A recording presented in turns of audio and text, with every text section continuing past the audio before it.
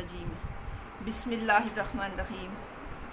मुअज़्ज़ज़ नाज़रीन, आज हमारी सूरह बकरा की आयत नंबर 183, एक ही आयत रखूँगी ताकि फिर वो तर्जमे में दिक्कत ना हो। बिस्मिल्लाहिर्रहमानिर्रहीम। या अय्युहल्लज़ीना, इस या के ऊपर मादा है, इसको आपने पढ़ना है। या अय्युहल्लज़ीना, ऐसे नहीं कहना या अय्युहल्ला, इस तरह नहीं कहना, इस मद को पढ़ना है। या अय्युहल्लज़ीना आमनू, आमनू, आमनू नहीं कहना, आ के अंदर जो है वो मद नहीं होनी चाहिए, इसमें गुन्ना नहीं होना चाहिए। आ में गुन्ना नहीं करना, आ नहीं कहना, क्या कहना? आ, अलिफ खड़ी ज़बर आ मानू, और माँ भी नहीं कहना, माँ इसकी ज़बर भी बगैर गुन्ना किया। मानू, मानू, अक्सर मैंने सुना है कि इसमें गुन्ना कर देते हैं। नू को भी नू कहते हैं, आप आ को आ कहते हैं, माँ को माँ कहते हैं, नू को नू कहते हैं। ये गलतियाँ अपनी दुरुस्त करें, बिला वजह गुन्ना जो है वो जायज़ नहीं है।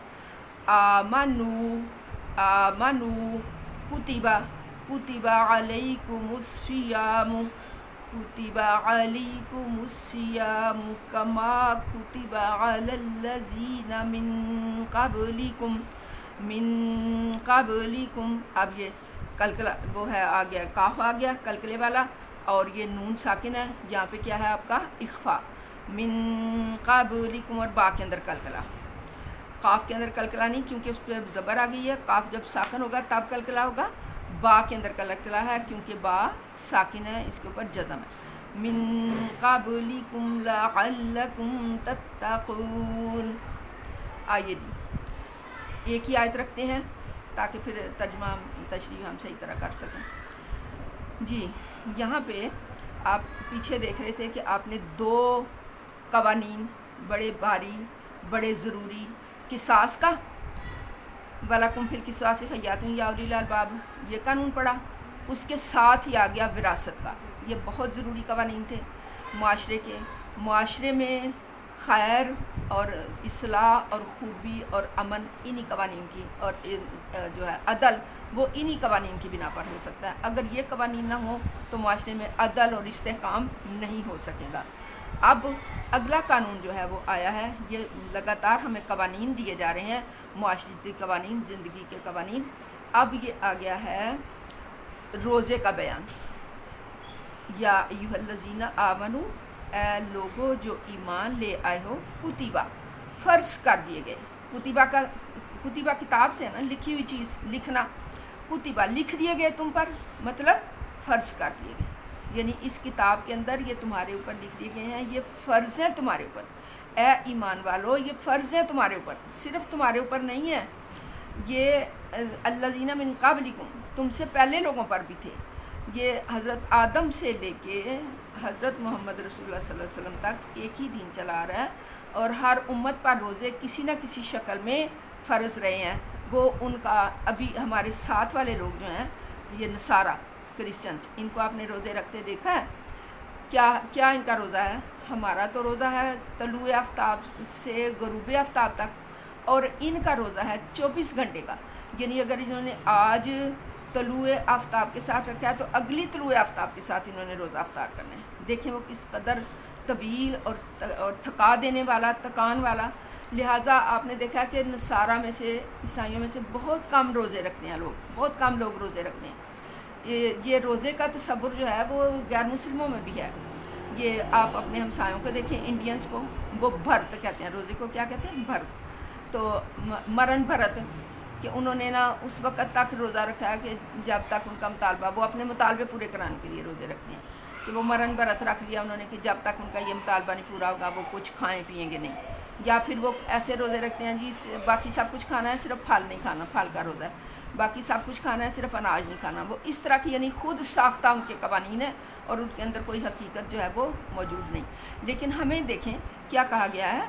या अय्युहल्लज़ीना आमनू, ए लोगों जो ईमान लाए हो, कुतिबा, फ़र्ज़ कर दिए गए, लिख दिए गए तुम, अलैकुम, तुम्हारे ऊपर, सियाम, सियाम सौम की जमा है, तुम्हारे ऊपर रोज़े लिख दिए गए, फ़र्ज़ कर दिए कि कमा, ऐसे ही जैसे के, कमा का जिस तरह, माँ जैसे के जिस तरह के, कुतिबा فرض کیے گئے تھے علی الذین ان لوگوں کے اوپر من قبلکم جو تم سے پہلے تھے۔